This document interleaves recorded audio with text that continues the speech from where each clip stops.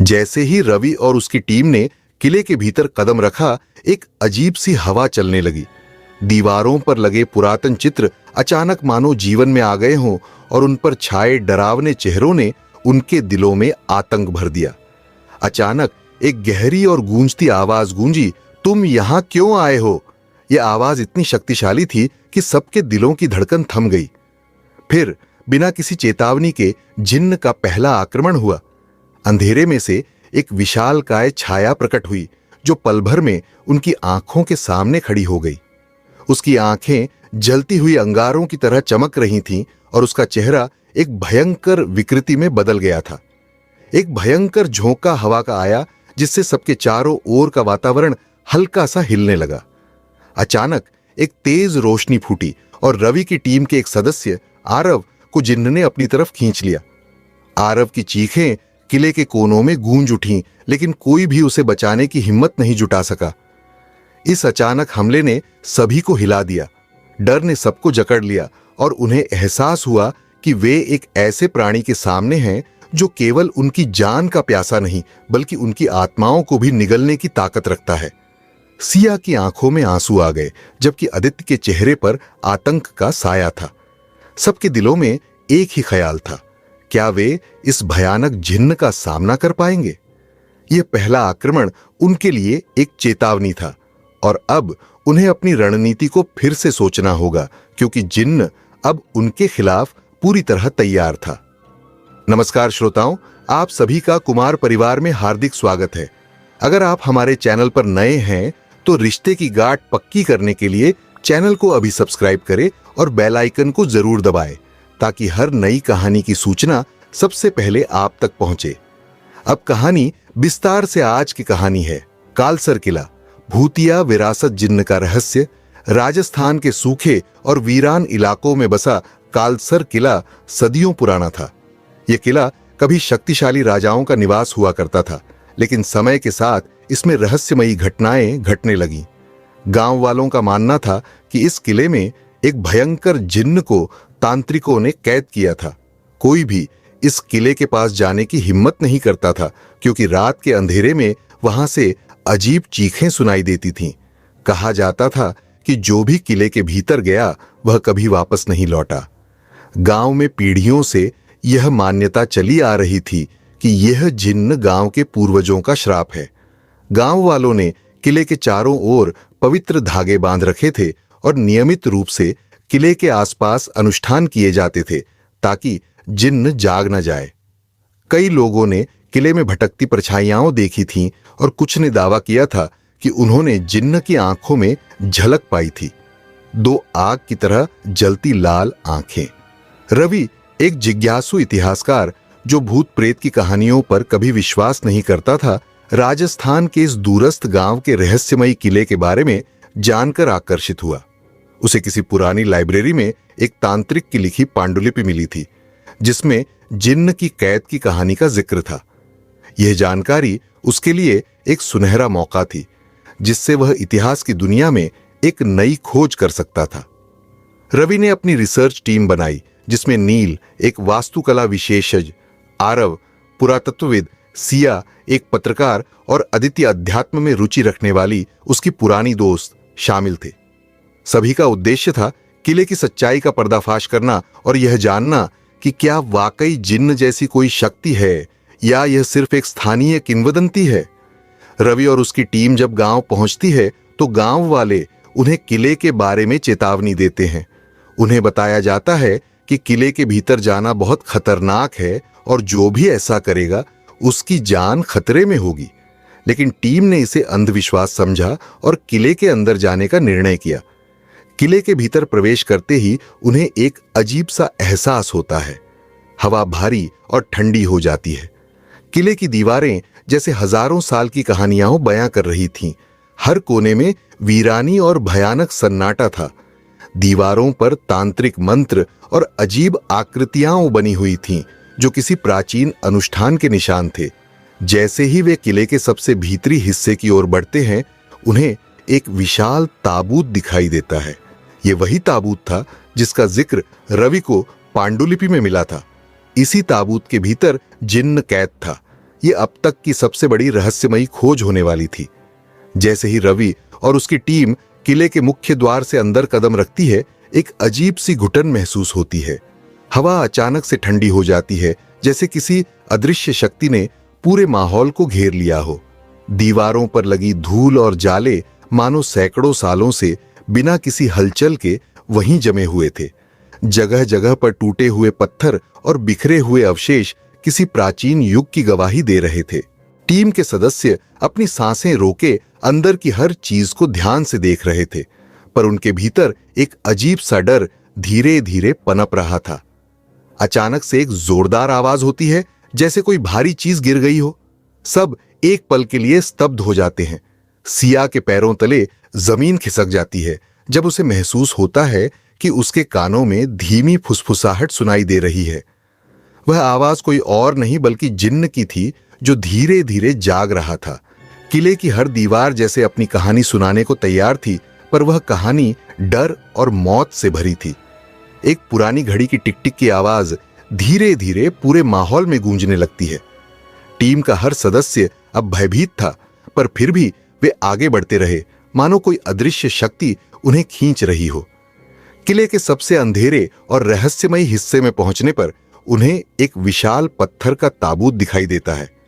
यह ताबूत काले पत्थर का बना था और उसकी सतह पर प्राचीन तांत्रिक मंत्र खुदे हुए थे। यह वही ताबूत था जिसका जिक्र रवि ने पांडुलिपि में पढ़ा था। ताबूत के चारों ओर अजीब से प्रतीक और चित्र बने हुए थे, जो काले जादू और तंत्र विद्या का प्रतीक थे। रवि ताबूत को ध्यान से देखता है और उसकी टीम से कहता है कि यह वही ताबूत है जिसमें जिन्न को कैद किया गया था। लेकिन उसके भीतर यह जानने की जिज्ञासा थी कि आखिर इस जिन्न की सच्चाई क्या है। ताबूत के ऊपर लगे ताले को तोड़ने का विचार जैसे ही उसके मन में आता है, पूरी किले की दीवारें हिलने लगती हैं। अदिति डर से कांप उठती है और उसे यह आभास होता है कि ताबूत खोलना एक बहुत बड़ी गलती हो सकती है। लेकिन रवि पर किसी अदृश्य शक्ति का प्रभाव होता है। जैसे ही वह ताले को तोड़ता है, ताबूत अचानक खुल जाता है। एक जोरदार आवाज के साथ काले धुएं का भयंकर बादल ताबूत से बाहर निकलता है। धुएं के बीच से एक रहस्यमयी आकृति प्रकट होती है, जिन्न। उसकी आंखें लाल अंगारे जैसी जल रही थीं और उसका शरीर धुएं की तरह अदृश्य और फिर से आकार लेता हुआ प्रतीत हो रहा था। जैसे ही जिन्न पूरी तरह से प्रकट होता है, उसकी भयंकर हंसी पूरे किले में गूंजने लगती है। जिन्न के आजाद होते ही उसका प्रकोप शुरू हो जाता है। सबसे पहले वह अदिति पर हमला करता है, जो भय से बेहोश हो जाती है। जिन्न की नजरों में गुस्से की ज्वाला साफ दिखाई दे रही थी और उसने टीम के अन्य सदस्यों पर अपनी भयानक शक्ति का इस्तेमाल शुरू कर दिया। जैसे ही नील भागने की कोशिश करता है, जिन्न की काली छाया उसे घेर लेती है और वह गायब हो जाता है। टीम के बाकी सदस्यों के दिलों में डर पूरी तरह से घर कर चुका था। आरव, जो अब तक सबसे शांत और संयमित था, जिन्न के सामने आते ही घुटनों के बल गिर जाता है। जिन्न की उपस्थिति इतनी भयंकर थी कि वह किसी के भी मानसिक संतुलन को तोड़ सकती थी। सिया की आंखों में आंसू थे और रवि को यह समझ नहीं आ रहा था कि इस स्थिति से बाहर कैसे निकला जाए। जिन्न की कर्कश हंसी और उसकी हरकतें टीम के हर सदस्य को इस कदर डरा देती हैं कि वे समझ जाते हैं कि जिन्न सिर्फ एक मिथक नहीं है, बल्कि वह सच्चाई है और अब उनकी जान खतरे में है। जिन्न के खौफनाक रूप को देखकर रवि का मन गहराई में उतरने लगता है और उसे पांडुलिपि में लिखी पुरानी घटनाएं याद आती हैं। उस पांडुलिपि में जिन्न का इतिहास दर्ज था, जिसे हजारों साल पहले शक्तिशाली तांत्रिकों द्वारा कैद किया गया था। यह जिन्न किसी साधारण आत्मा का रूप नहीं था, बल्कि वह एक पुरानी आत्मा थी जो सदियों से कई राजाओं और साम्राज्यों को नष्ट कर चुकी थी।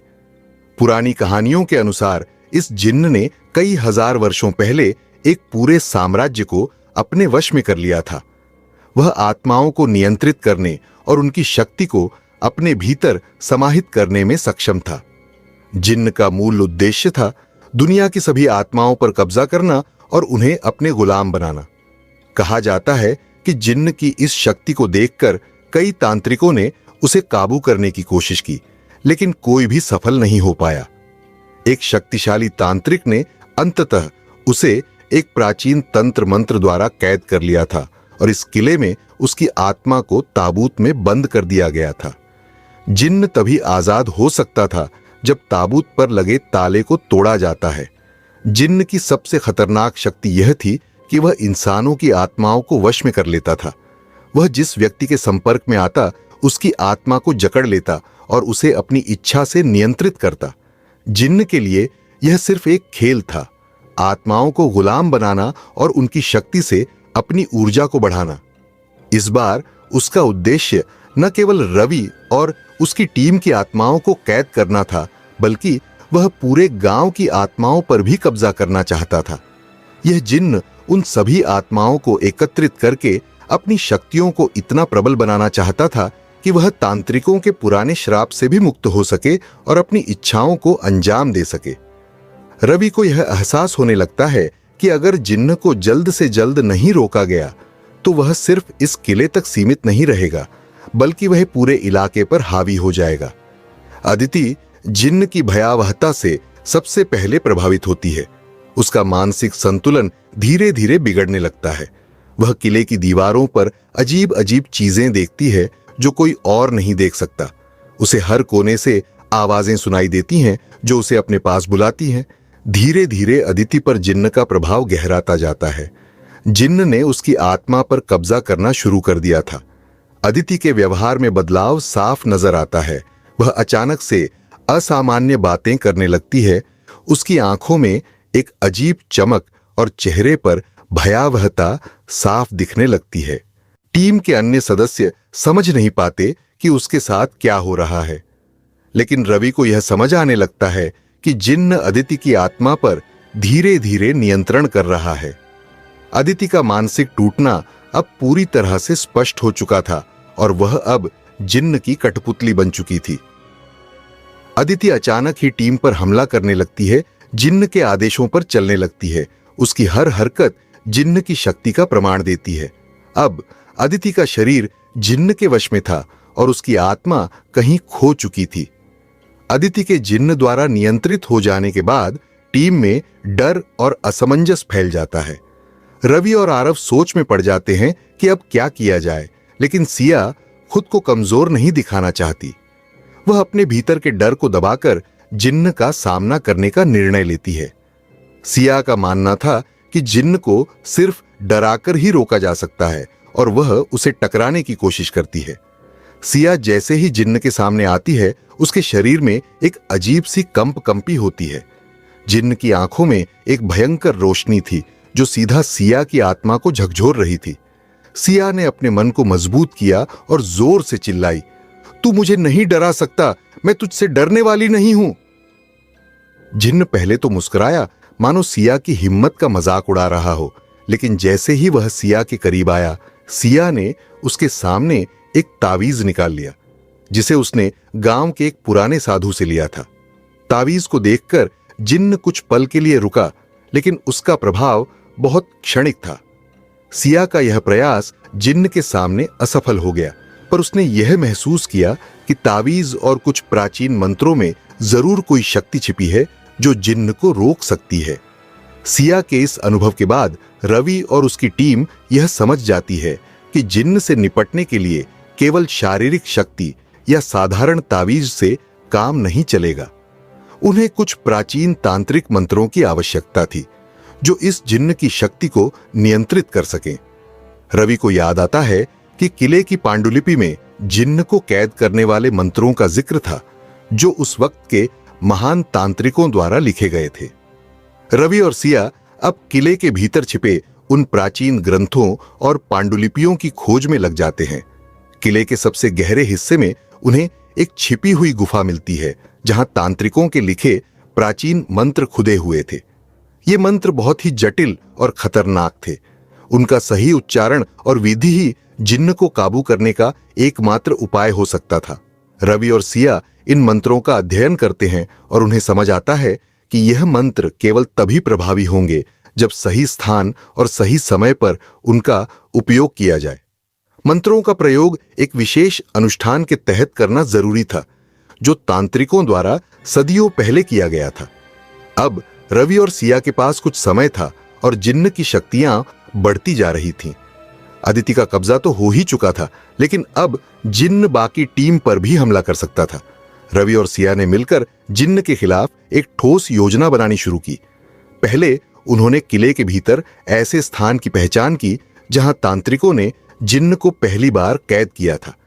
ये वही जगह थी जहां मंत्रों का प्रयोग करके जिन्न को फिर से कैद किया जा सकता था। यह स्थान किले के सबसे गहरे हिस्से में था, जहां पहुंचना बेहद खतरनाक था। लेकिन रवि और सिया ने यह तय किया कि वे वहां तक पहुंचेंगे, चाहे कितना भी बड़ा खतरा क्यों न हो। दूसरी योजना यह थी कि अदिति की आत्मा को बचाने के लिए वे पहले जिन्न का ध्यान भटकाएंगे और फिर मंत्रों का प्रयोग करेंगे।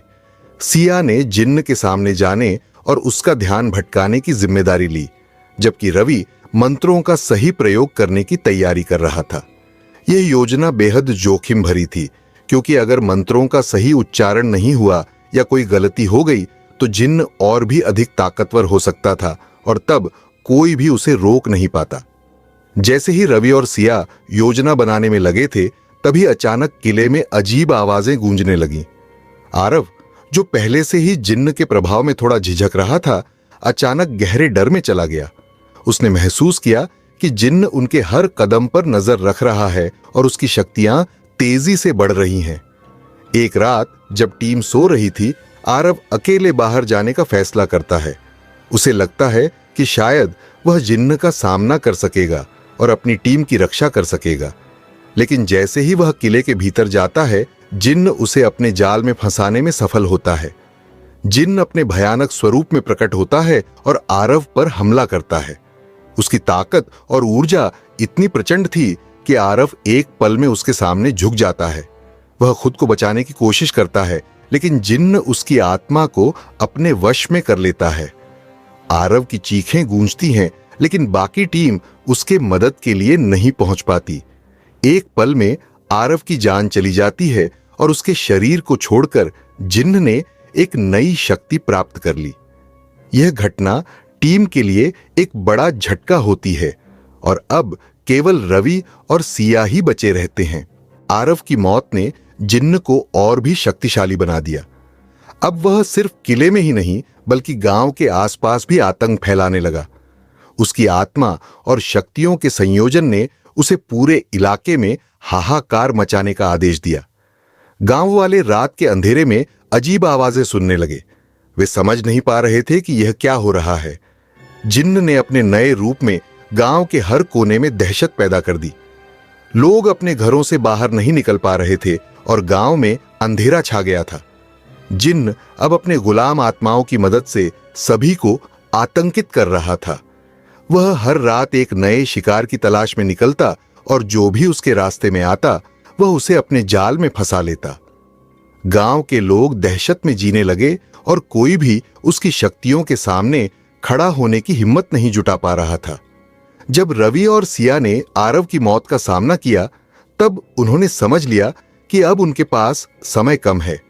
जिन्न का आतंक बढ़ता जा रहा था और अगर वे जल्द ही कुछ नहीं करते तो पूरी टीम का अस्तित्व खतरे में पड़ जाएगा। रवि और सिया ने अंतिम तैयारी की। वे उस स्थान पर पहुंचने का प्रयास करने लगे जहां उन्हें प्राचीन मंत्रों का प्रयोग करना था, लेकिन जिन्न ने पहले ही उनकी योजना को भांप लिया था।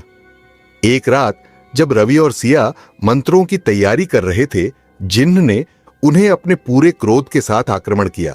अचानक चारों ओर से अंधेरा छा गया और जिन्न की भयानक आवाजें गूंजने लगीं। तुमने मेरे खिलाफ खड़े होने की हिम्मत की, अब मैं तुम्हें खत्म कर दूंगा। जिन्न ने एक बार फिर अपनी शक्तियों का प्रयोग करते हुए उन्हें जकड़ लिया। सिया के पास कुछ तावीज और मंत्र थे, लेकिन जिन्न के आक्रमण ने उन्हें थका दिया था। वह अपने आप को बचाने की कोशिश कर रही थी, लेकिन जिन्न के प्रभाव में उसकी शक्ति कमजोर होती जा रही थी। रवि ने सिया को प्रेरित किया, हमें एक साथ रहना होगा, हम जिन्न को रोक सकते हैं। लेकिन जिन्न की शक्ति इतनी प्रचंड थी कि वे दोनों उसकी दुष्टता के आगे असहाय हो गए। जिन्न ने सिया को अपने वश में करने की कोशिश की, लेकिन सिया ने अपने भीतर की शक्ति को जगाने का प्रयास किया। उसने जिन्न के सामने आकर कहा, मैं तुम्हें नहीं डरती, मैं तुम्हारे खिलाफ खड़ी रहूंगी। यह संघर्ष अब अंतिम तकरार में बदल चुका था, जहां रवि और सिया अपनी जान की बाजी लगाकर जिन्न को रोकने का प्रयास करने लगे थे। जब रवि और सिया ने जिन्न का सामना करने के लिए अंतिम तैयारी की, तब वे किले के एक गहरे हिस्से में पहुंचे जहां एक प्राचीन ताबूत रखा हुआ था। ताबूत के चारों ओर पुरानी तांत्रिकों की मूर्तियां बनी हुई थीं और इनमें से एक मूर्ति विशेष रूप से ध्यान आकर्षित कर रही थी। यह मूर्ति एक शक्तिशाली तांत्रिक की थी, जिसने सदियों पहले जिन्न को कैद करने में मदद की थी। मूर्ति के पास एक तंत्रिकीय तावीज़ था जो अद्वितीय ऊर्जा से भरा हुआ था। रवि और सिया ने महसूस किया कि यह तावीज़ उनके काम आ सकता है। मूर्ति की आंखों में एक अद्भुत चमक थी, जैसे वह उन्हें अपनी शक्ति को समझाने की कोशिश कर रही हो।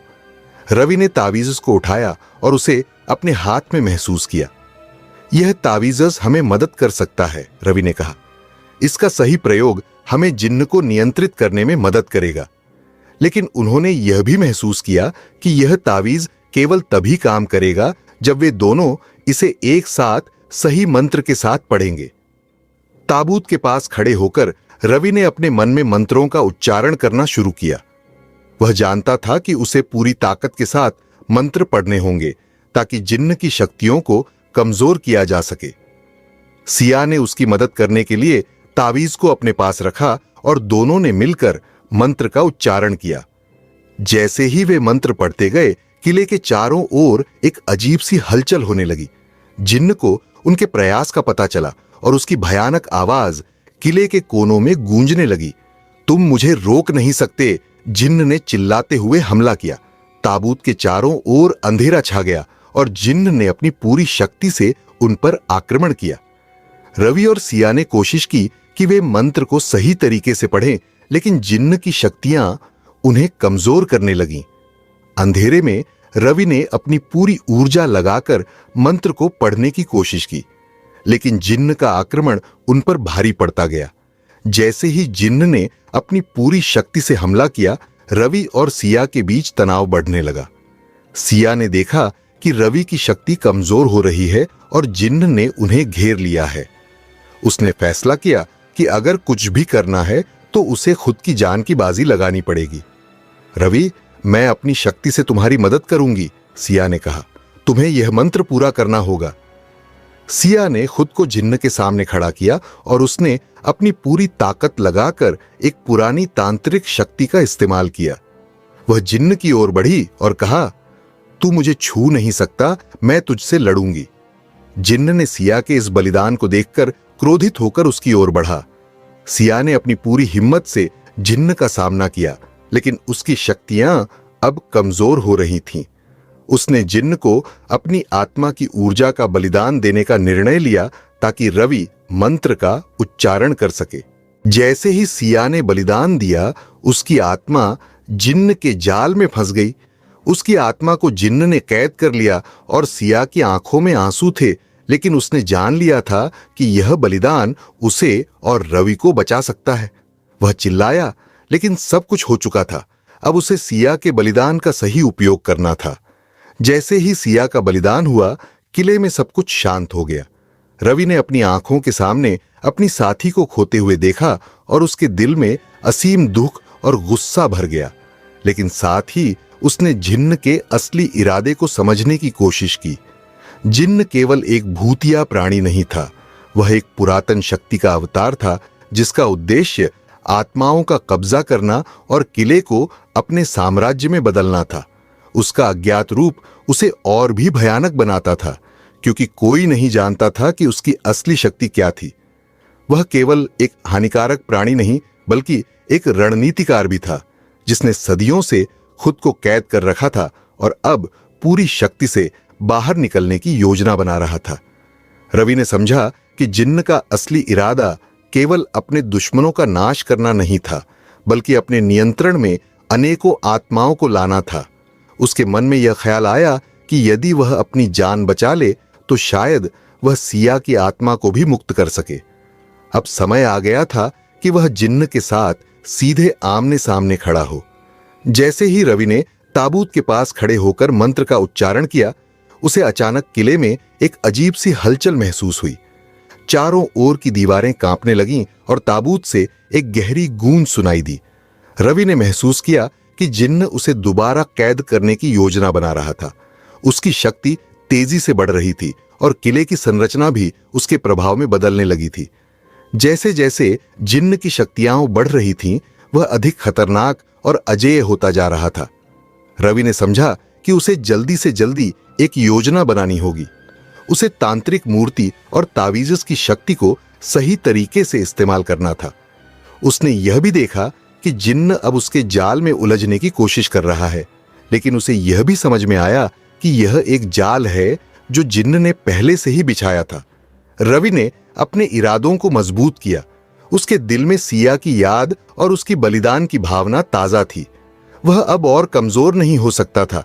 उसे अपनी आत्मा और शक्ति को एकत्र करना था। उसने ताबूत के पास खड़े होकर तांत्रिक मूर्ति से शक्ति प्राप्त करने का प्रयास किया। वह तावीज को उठाकर एक गहरी सांस ली और मंत्र का उच्चारण करने लगा। मैं तुम्हारे खिलाफ खड़ा हूं जिन्न, मैं तुम्हारी शक्तियों को रोकूंगा। जैसे ही वह मंत्र का उच्चारण कर रहा था, ताबूत की रोशनी चमकने लगी। उसने महसूस किया कि तांत्रिक मूर्ति उसे समर्थन दे रही है, लेकिन उसे यह भी एहसास हुआ कि यह लड़ाई केवल बाहरी नहीं बल्कि आंतरिक भी थी। उसे अपने डर और कमजोरी को हराना था ताकि वह जिन्न को नियंत्रित कर सके। अब रवि पूरी तैयारी में था। वह अपनी पूरी ताकत के साथ जिन्न का सामना करने के लिए निकल पड़ा। उसके मन में एक ही सोच थी, मैं सिया को मुक्त करूंगा और इस जिन्न को फिर से कैद करूंगा। जैसे ही रवि ने ताबूत के पास खड़े होकर मंत्र का उच्चारण करना जारी रखा, अचानक उसका मन एक पल के लिए भटक गया। सिया की यादें और उसकी बलिदान की छवि ने उसे कमजोर कर दिया। उसका ध्यान भंग हुआ और उस क्षण का फायदा उठाकर जिन्न ने पूरी शक्ति के साथ उभरने का प्रयास किया। तुमने मुझे फिर से कैद करने का सोचा, लेकिन तुम असफल हो गए। जिन्न की गूंजती आवाज ने किले की दीवारों को कंपा दिया। रवि ने देखा कि जिन्न का अंधेरा रूप धीरे धीरे ताबूत से बाहर निकलने लगा। उसके मन में आशंका थी कि वह अपने मंत्र को अधूरा छोड़ने का परिणाम भुगतने वाला है। उसने महसूस किया कि जिन्न का पुनर्जन्म एक भयानक तबाही का संकेत है। जैसे ही रवि ने मंत्र को पूरा करने का प्रयास किया, जिन्न ने उसकी शक्तियों को अपनी ओर खींचना शुरू कर दिया। जिन्न के उभरते ही किले के आसपास का माहौल भयावह हो गया। उसकी शक्तियां धीरे धीरे पूरे इलाके में फैलने लगीं और गांव वालों ने अजीबोगरीब घटनाओं का अनुभव करना शुरू कर दिया। वातावरण में अंधेरा छा गया और अचानक से मौसम बदलने लगा।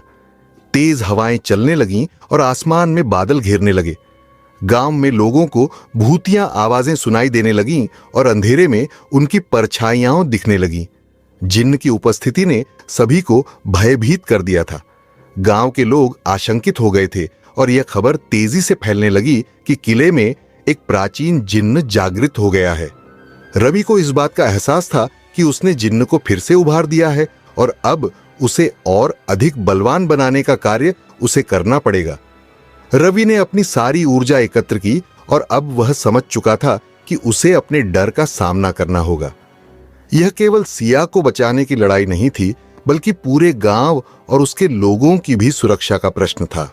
जैसे ही जिन्न ने पूरी तरह से उभरकर अपनी शक्तियों को फैलाना शुरू किया, रवि ने ताबूत के पास खड़े होकर एक आखिरी बार ध्यान केंद्रित किया।